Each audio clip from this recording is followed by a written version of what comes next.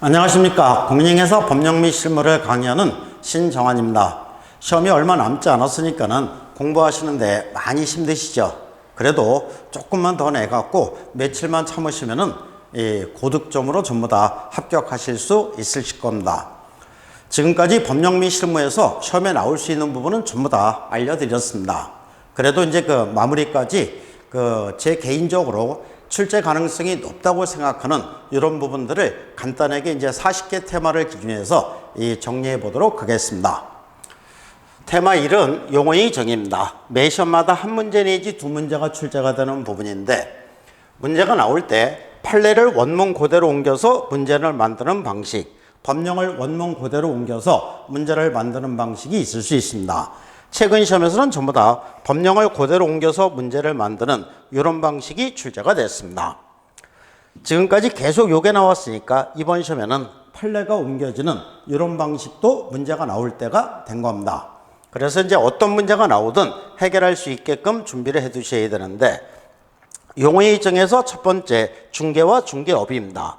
중개와 중개업이 문제가 나올 때는 주로 요 판례가 이제 옮겨져서 문제가 만들어지게 되고, 그 다음에 공인중개사 하면은 더도 말고 덜도 말고 뭐한 사람, 자격을 취득한 자, 이렇게 가야 되는 거죠. 그 다음에 개업공개사 하면은 요거는 더도 말고 덜도 말고 뭐한 사람, 등록한 자, 이렇게 가야 됩니다. 그 다음에 소속공인회사, 이 소속공인회사의 용어의 정의는 매 시험마다 나오는 지문입니다. 개업공개사에 소속된 공인중개사로서 가로에 놓고 법인의 사원이나 임원으로서 공인중개사인지를 포함한다 라고 되어 있죠. 그러니까 이 소속공인회사는 두 가지 종류로 구분할 수 있다는 얘기입니다. 개업공개사에 소속된 공인중개사, 법인의 사원이나 임원으로서 공인중개사 자격이 있는 자, 중개 업무를 수행하거나 개업공개사의 중개 업무를 보조하는 자, 그 다음에 이제 중개보조원입니다. 중개보조원은 공인중개사가 아닌 자로서 개업공개사에 소속되어 중개대상물에 대한 현장 안내, 일반 사무 등 개업공개사의 중개 업무에 관련된 단순한 업무를 보조하는 자, 이렇게 됩니다. 이 중에서 딱 하나 찍으라면은 중개보조원이 요즘에 많이 논란의 대상이 되고 있으니까는 이 중개보조원을 포인트로 해서 문제를 만들면 되겠죠. 판례가 이제 원문 그대로 옮겨져서 문제가 만들어질 때 먼저 그 밖의 권리입니다. 그 밖의 권리에는 저당권 등 담보물권도 포함된다. 따라서 다른 사람의 의뢰에서 일정한 보수를 받고 부동산에 대한 저당권 설정을 알선하는 것을 업으로 했을 때는 중개업에 해당이 된다. 그 행위 알선이 금전 소비대 찰선의 부수에 이루어졌다 하여 달리 볼 것도 아니다. 이렇게 되는 거죠. 그 다음에 중개행위에 해당하는 업은 거래의 쌍방 당사로부터 중개 의뢰를 받은 경우뿐만 아니라 일방 당사자의 의뢰에서 매매교환 임대차를 알선 중개하는 경우도 중개행위에 해당이 된다. 이렇게 됩니다. 또한 보수를 약속하거나 요구만 했을 때 받았다 안 받았다 안 받았다 현실적으로 손에다가 보수를 꽉 줬을 때만 중개업에 해당될 수 있는 겁니다. 유치권하고 법정지상권은 설정을 알선하는 건 있을 수 없지만 이전을 알선하는 건 가능하죠. 그렇기 때문에 유치권, 법정지상권도 중개대상 권리에 해당이 된다. 중개행위에 해당하는 여부는 개업공개사의 주관적 의사를 기준해서 판단하는 게 아니라 객관적으로 판단해야 된다는 게 판례가 됩니다. 그 다음에 우연자가 나오면은 아름다운 총재에 있는 술집을 얘기하는 것이지 중개업과는 전혀 관련이 없는 것이다. 그래서 우연한 기회에 단일에 건물 전세기 중개라고 보수를 받은 사실만으로는 알선 중개를 업을 하는 것이라고 볼 수 없다. 이렇게 가야 되겠죠. 그러면 이제 여기서 문제가 만들어질 때 어떻게 문제가 만들어질 수 있는지 문제를 살펴보도록 하겠습니다. 먼저 법령 원문 그대로 옮겨져서 문제가 만들어지는 방식입니다. 옳은 것은 유치권은 중개대상 권리에 해당되지 않는다. X. 유치권하고 똑같은 개념이 법정지상권이 있는 거죠. 그래서 유치권, 법정지상권을 설정을 알선하는 것은 있을 수 없지만 이전을 알선하는 것은 가능하니까 유치권, 법정지상권도 중개대상 권리에 해당이 된다. 두 번째, 공인중개사 하면은 더도 말고 덜도 말고 자격을 취득한 자, 이렇게까지만 가야 된다고 했죠. 이 법에 의해서 공인중개사 자격을 취득하고 중개업을 하는 자를 말한다. X가 되겠죠. 세 번째, 개업공예사 하면은 더도 말고 덜도 말고 등록한 자 이렇게 가야 됩니다. 다른 사람의 의뢰에서 일정한 보수를 받고 중개를 업으로 하는 자를 말한다. X. 소속공예사는 개업공예사에 소속된 공인인회사로서 여기 중개업을 영위하는 자를 말한다. X가 되겠죠. 소속공예사가 중개업을 할 수는 없는 겁니다. 개업공예사의 중개 업무를 수행을 할 수 있죠. 그런데 자기가 중개업을 할 수는 없는 겁니다. 그 다음에 5번 중개보조원이란 공인인회사가 아닌 자로서 개업공예사에 소속되어 여기까지는 잘 갔는데 개업공예사의 중개 업무와 관련된 단순한 업무를 보조하는 자를 말한다. 맞는 거죠. 그래서 중개보조원은 개업공예사의 중개 업무를 보조하는 역할만 할 수 있는 겁니다. 이렇게 해서 이제 법령이 원문 그대로 옮겨져서 문제가 만들어지는 이 방식이 있을 수 있고, 그 다음에 이제 판례가 옮겨져서 문제가 만들어지는 방식입니다. 공인인회사 법령상 중개행위와 중개업에 관한 설명 중 틀린 것은 부동산에 대한 저당권 설정 행위 알선을 업으로 하는 경우 그 행위 알선이 금전 소비 대체 알선의 부서에 이루어졌더라도 중개업에 해당한다. 동그라미. 개업공예사가 손해배상 책임을 발생시킬 수 있는 중개행위에 해당하는지는 객관적으로 객관적으로 이렇게 하면 맞는 거죠. 사회통념상 거래의 알선 중개를 위한 행위라고 인정되는지에 따라 판단해야 한다. 중개행위는 거래의 일방당사로부터 의뢰를 받아 매매 등 거래행위를 알선 중개하는 경우도 포함된다. 공동중개를 생각하시면 되는 겁니다. 중개사무소 개설 등록하지 않은 자가 중개사무소 개설 등록하지 않은 자가 요거는 쓸데없는 얘기죠. 일정한 보수를 받고 중개를 업으로 행한 경우 중개업에 해당되지 않는다. X. 다른 사람의 의뢰에서 일정한 보수를 받고 중개를 업으로 했을 때는 당연히 중개업에 해당이 되는 거죠. 중개사무소 개설 등록했는지 여부는 불문하는 겁니다. 보수를 받을 것을 약속하거나 거래 당사들에게 보수를 요구하는 데 그친 경우에는 받았다 안 받았다 안 받았다 그렇기 때문에 중개업에 해당되지 않는다. 그래서 4번이 정답이 됩니다. 그 다음에 이제 테마 2 공인인회사 정책심의위원회입니다. 요즘에 와서는 이제 매 시험마다 한 문제씩 출제가 되는 이런 부분에 해당이 되는데 내용은 간단합니다. 먼저 공인인회사 정책심의위원회 심의의결사항. 공인인회사 정책심의위원회 심의의결사항은 뭐 필수 같은 데 보면 8가지로 이렇게 쭉 정리를 했는데 이거를 다 외워야 된다? 안 외워도 된다? 안 외워도 된다. 공인인회사 제도와 부동산 중개업에 관련된 모든 사항들을 심의의결한다. 이런 식으로 해서 접근하시면 됩니다. 여기서 이제 딱 하나 알아두셔야 되는 건 뭡니까? 공인인회사 시험 등 공인인회사 자격 취득에 관한 사항. 이 사항을 공인인회사 정책심의위원회에서 의결한 경우에 시도의사는 의무적으로 따라야 한다. 나머지는 따를 의무는 없다는 얘기죠. 그 다음에 이제 공인인회사 정책심의위원회와 저기 뒤에 가보면 공제사업 운영위원회가 있게 됩니다. 이 두 개가 이제 비슷하면서 차이점이 있다 보니까는 주로 이 두 개를 구별하는 이런 부분에서 이제 지문이 만들어지게 됩니다. 공인인회사 정책심의위원회는 국토교통부에 들 수 있다. 도도되고 안 도도되는 임의기관에 해당이 됩니다. 공제사업 운영위원회는 협회에 둔다. 해갖고 반드시 둬야 되는 필수기관에 해당이 됩니다. 구성은 공인인회사 정책심의위원회는 위원장 1명을 포함하여 7명 이상 11명 이내의 위원, 즉 세븐일레븐 이렇게 한다고 했죠. 공제사업 운영위원회는 19명 이내의 위원으로 구성이 됩니다. 위원장은 공인인회사 정책심의위원회 위원장은 누가 된다? 국토교통부 제1차관. 위원장이 부득이한 사유로 직무를 수행할 수 없을 때에는 위원장이 미리 지명한 위원이 그 직무를 대행한다 라고 되어 있습니다.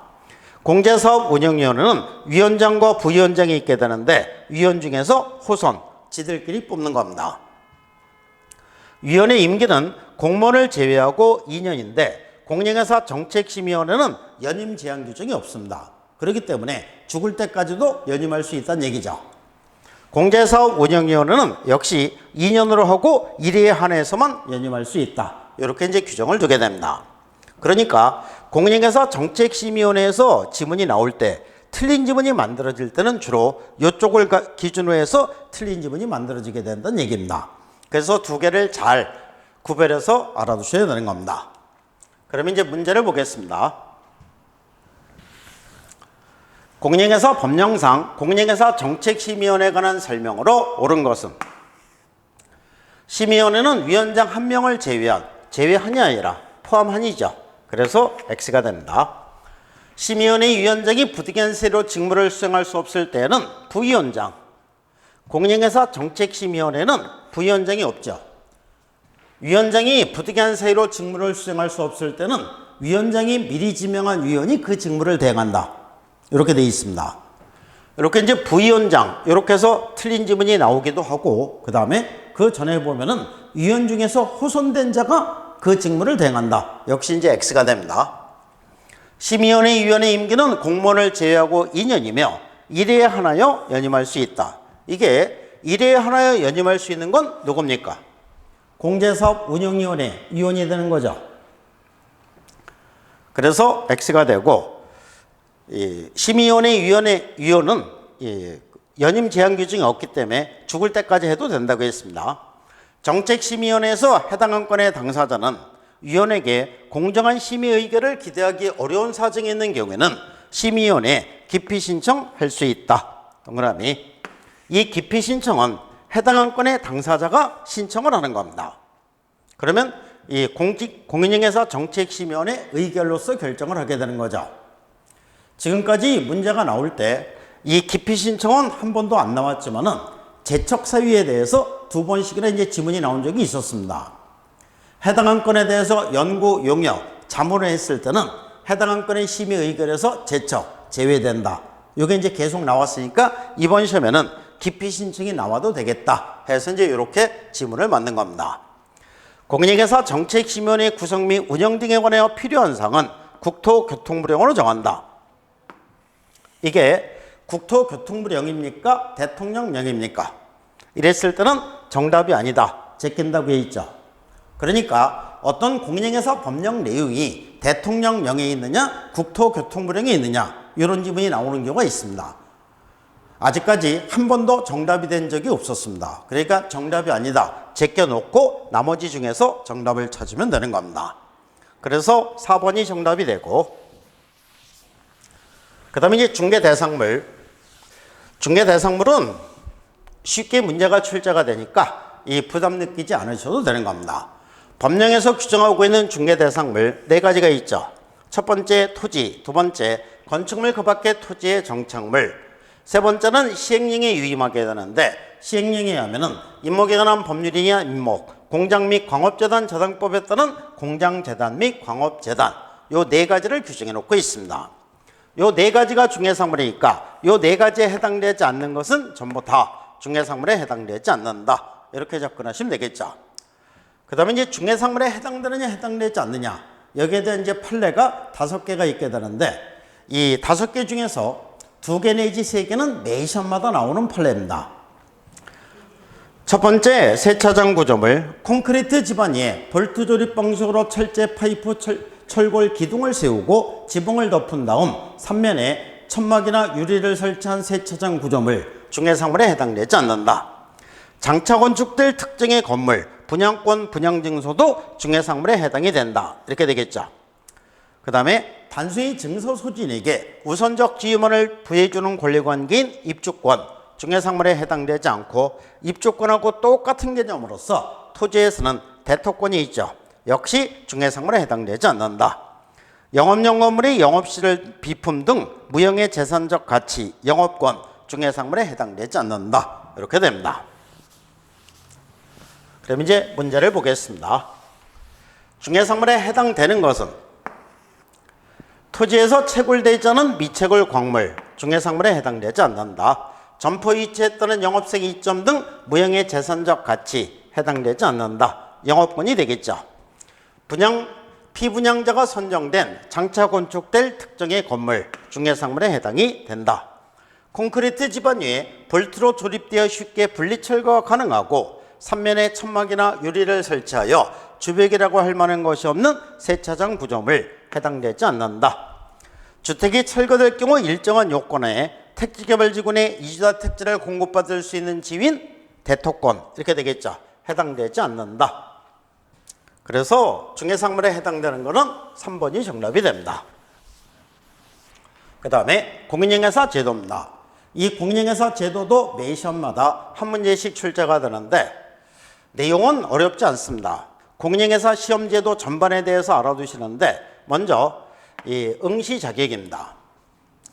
아무런 제한이 없는 것이 원칙이죠. 연령 제한이 없으니까 미성년자도 공인중개사 시험에 응시하여 자격을 취득할 수 있고 국적 제한도 없으니까 외국인도 공인중개사 시험에 응시하여 자격을 취득할 수 있습니다. 개업공인사 등의 결격 사유라고 해당된다고 하더라도 원칙적으로 공인중개사 시험에 응시하여 자격을 취득할 수 있다. 그런데 지금 현재 응시하기 제한되는 사람은 딱 두 사람이죠. 자격 취소 처분을 받고 몇 년? 3년이 경과되지 아니한 자. 두 번째는 부정행위자로 적발되고 당해 시험에 무효 처분을 받은 날로부터 몇 년? 5년이 경과되지 아니한 자. 이 두 사람만 응시 자격이 시행이 됩니다. 자격증 교부. 자격증은 누가 준다? 시도이사가 주는 거죠. 근데 이게 이 국토교통부 장관이 공인중개사 자격증을 교부한다. 이렇게 하고 시험에 상당히 자주 출제가 되는 지문이니까 시도이사가 자격증을 준다는 걸 잘 알아두시고, 그 다음에 이제 그 판례가 3개가 있게 되는데 요 판례 3가지를 잘 알아두셔야 되겠죠. 요 판례가 시험에 나오면 조금 어려운 문제가 되는 겁니다. 제가 공인중개사 자격증이 있다 없다? 없다. 무자격증인 내가 공인중개사를 고용해서 공인중개사 명의로 중개사무소 개설 등록을 시키고 실질적인 중개행위는 공인중개사가 다 하고 무자격증인 나는 중개행위에는 전혀 관여하지 않습니다. 다만 자금을 투자했으니까는 투자한 자금에 대한 이익분배 문제와 사무소 일반 경영만 관여하고 중개행위에는 전혀 관여하지 않습니다. 공인중개사 법령 위반이다 아니다? 아니다. 이거는 등록증, 자격증, 양도대행에 해당되지 않는다. 이렇게 됩니다. 그런데 무자격증인 내가 공인중개사를 고용해서 공인중개사 명의로 중개사무소 개설 등록을 시키고 실질적인 중개인은 무자격증인 내가 다 하는 겁니다. 그리고 계약서를 쓸 때만 이 공인중개사를 전화로 불러내서 공인중개사가 직접 거래계약서 확인설명서를 작성해서 서명 및 날인해서 쌍방에게 교부를 합니다. 그러면은 실질적인 중개인은 무자격증인 내가 다 했지만은 형식적으로는 이 공인중개사 업무를 수행하는 형식을 취해놨죠. 공인중개사 법령 위반이다 아니다? 위반이다. 이거는 등록증, 자격증, 양도대행에 해당이 된다. 그래서 법에서의 모든 기본 개념은 형식적 기준으로 접근하는 게 아니라 실질적 개념으로 접근하는 겁니다. 그래서 이 무자격자가 중개 업무를 수행했는지 여부는 형식적 기준이 아니라 실질적 개념으로 접근해야 된다는 겁니다. 그 다음에 유사명칭 사용 금지. 공인중개사가 아닌 자가 중개사무소 명칭을 부동산 유수, 대표라는 명칭을 사용을 하면은 이거는 공인중개사와 유사명칭 사용으로서 1년 이하 징역이나 1,000만 원이 벌금에 처해지는 사유에 해당이 되는 겁니다. 그러면 문제 보겠습니다. 옳은 것은 국토부 장관은 공인중개사 시험 합격자에게 공인중개사 자격증을 교부해야 한다. X가 되겠죠. 국토교통부 장관이 교부하는 게 아니라 시도이사가 교부하는 겁니다. 미국 국적을 가진 자는 공인중개사 시험에 응시할 수 없다. X. 국적 제한 없다. 이렇게 되겠죠. 무자격증인 을이 공인중개사인 간명의 중개사무소에서 동업 형식으로 중개업을 한 경우, 여기서는 무자격증인 을이 중개업을 했다는 게 포인트죠. 공인중개사 법령 위반입니다. 을은 형사처벌의 대상이 된다. 동그라미. 미성년자는 공인중개사법에 의해서 공인중개사 자격을 취득할 수 없다. X. 연령 제한 없다죠. 무자격자가 거래를 성사시켜 작성한 계약서에, 여기서 무자격자가 거래를 성사시켜 작성한 계약서, 그러면 잘못된 거죠. 자신의 인감을 날리는 방법으로 자신이 직접 공인사 업무를 수행하는 형식을 갖추었다면 이게 형식이 중요한 게 아니라 실질적 개념으로 접근한다고 했죠. 이는 공인중개사 자격증 양도대행에 해당되지 않는다. X. 양도대행에 해당된다. 이렇게 되겠죠. 그래서 3번이 정답이 되고, 그 다음에 이제 중개사무소 개설 등록입니다. 이 중개사무소 개설 등록 매 시험마다 한 문제씩 출제가 되는데 문제가 출제가 될 때 지금까지 시험에 가장 많이 나온 것은 등록 기준입니다. 등록 기준은 공인중개사에 대한 등록 기준 4가지, 법인의 등록 기준 6가지. 그래서 법인의 등록 기준 6가지. 여기서 이제 매 시험마다 한 문제씩 출제가 되는 겁니다. 그래서 법인의 등록 기준 6가지 요거를 잘 알아두시면 되고, 그 다음에 이제 두 번째, 요즘에 와서 시험에 많이 나오는 게 바로 무등록 중개업자입니다. 무등록 중개업자는 3년 이내 지역이나 3천만 원 이내 벌금에 처해지게 되는데 그 거래계약은 그대로 유효가 됩니다. 그러면 거래 당사자들은 무등록 중개업자의 보수는 줘야 된다? 안 줘도 된다? 안 줘도 된다. 이미 지급했을 때 반환을 청구할 수 있다. 이렇게 되겠죠.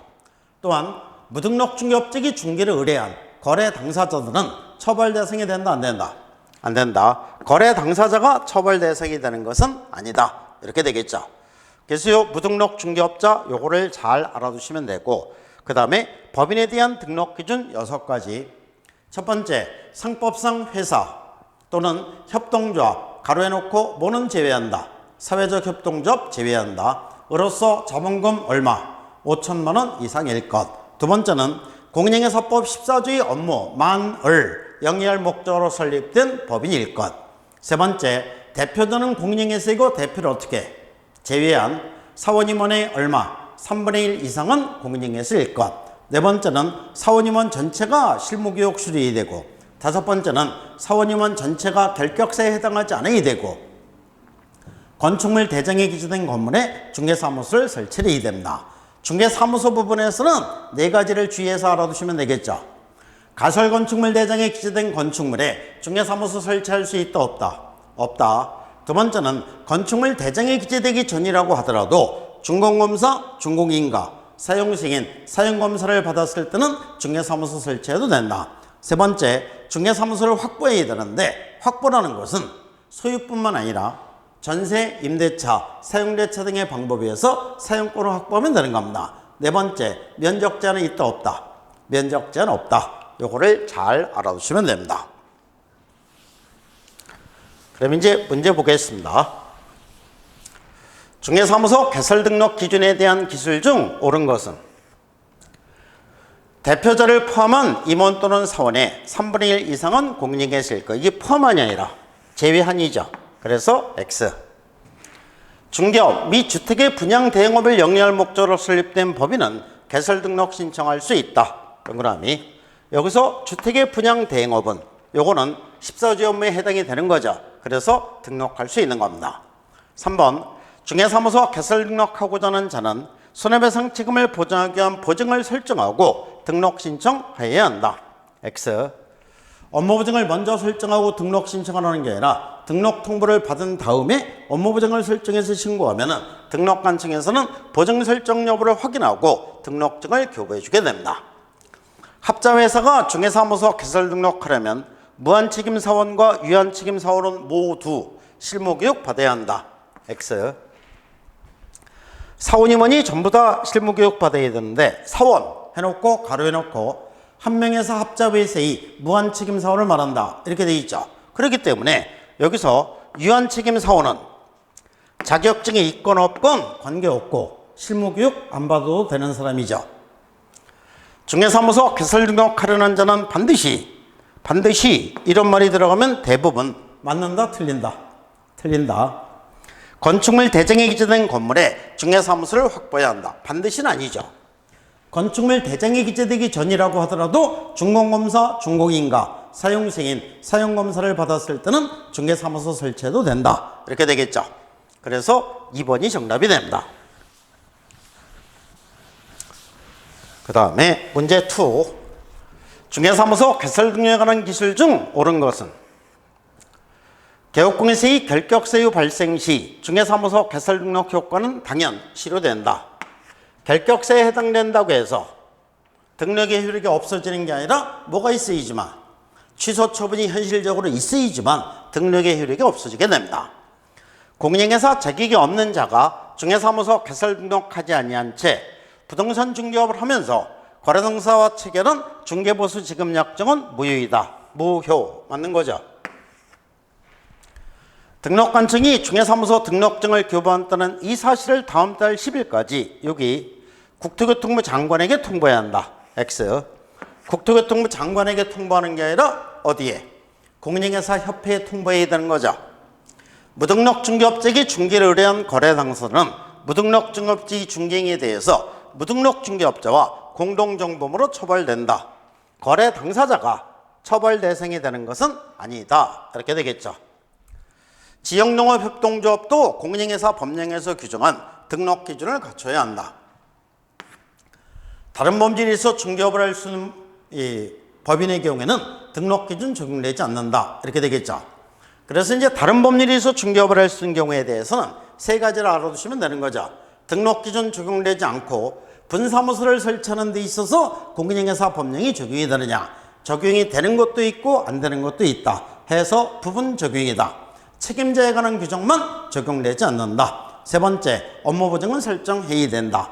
그래서 다른 법률에 있어 중개업을 할 수 있는 경우에 대해서는 요 세 가지만 시험에 나오니까 요거 세 가지만 잘 알아두시면 되는 겁니다. 또한 여기서 이제 등록관청이 다음 달 10일까지 공인중개사협회에 통보해야 되는 사항 총 6가지가 있게 되죠. 중개 업무를 수행하는 주체에 변동이 생겼을 때는 통보를 해주고 변동이 생기지 않았을 때는 통보하지 않아도 된다. 이렇게 되겠죠.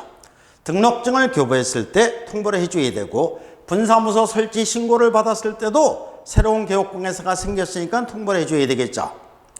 그 다음에 사무소 이전 신고를 받았을 때 통보해야 되고 휴폐업 신고를 받았을 때도 통보를 해야 되고 행정처분했을 때 통보해야 되고 고용인을 고용하거나 해고했을 때도 통보를 해야 됩니다. 그래서 2번이 정답이 됩니다. 그 다음에 이제 테마 6, 개업공개사 등의 결격사유입니다. 이 결격사유도 매 시험마다 고정적으로 한 문제씩 출제가 되니까 잘 정리해서 알아두시는데 개업공개사 등의 결격사유, 제한능력자가 돈이 없어 파산을 신청하니 유예도 없이 실형을 선고하고 행정처분하고 300만 원 이상의 벌금형까지 선고하니 처음부터 끝까지 되는 일도 없다. 이렇게 암기를 하시고 이 단어를 통해서 이해를 하시면은 구체적인 사례가 나왔을 때 결격사에 해당하는 여부를 찾아내실 수 있을 겁니다. 오늘은 시험에 주로 많이 출제가 되는 이런 것들만 살펴보도록 하겠습니다. 먼저 제한능력자, 미성년자, 피성년 후견인, 피한정 후견인이 결격사에 해당되는데 피특정 후견인은 결격사에 해당되지 않는다. 최근 시험에서는 계속 나왔던 지문입니다.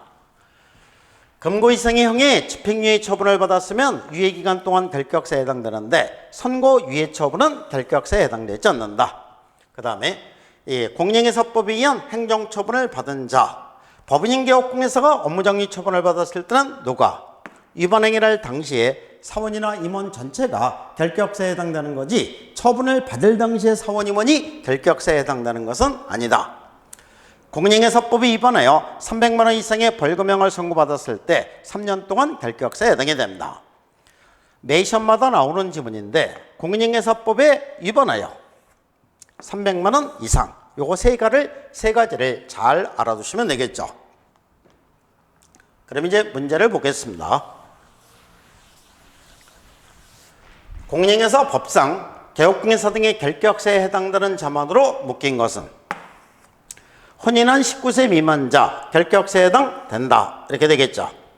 예외 없답니다. 소속공개사가 자격정지 처분을 받고 자격정지기간이 종료된 자, 자격정지기간이 종료됐으면 결격사에서 벗어났으니까 X. 업무정지 처분을 받을 당시, 여기서 업무정지 처분을 받을 당시 개업공개사인 법인의 임원이었던 자로 당해 법인에 대한 업무정지 기간 중인 경우 결격사에 해당되지 않는다. 그래서 이제 이번 시험에 요게 나오면은 아주 훌륭한 출제가 된다고 했죠. 음주 교통사고로 징역형을 선고받고 그 형의 집행유예 기간 중인 공인중개사는 결격사에 해당된다. 변호사법 위반으로 벌금 500만 원을 선고받은 자, 이건 변호사법 위반이니까 공인중개사법 위반이 아니죠. 그래서 결격사에 해당되지 않는다. 그래서 결격사에 해당되는 자는 기역, 리을 해갖고 2번이 정답이 됩니다. 이렇게 해서 이제 이 테마 6까지 살펴봤고, 테마 7부터는 쉬었다가 하도록 하겠습니다. 감사합니다.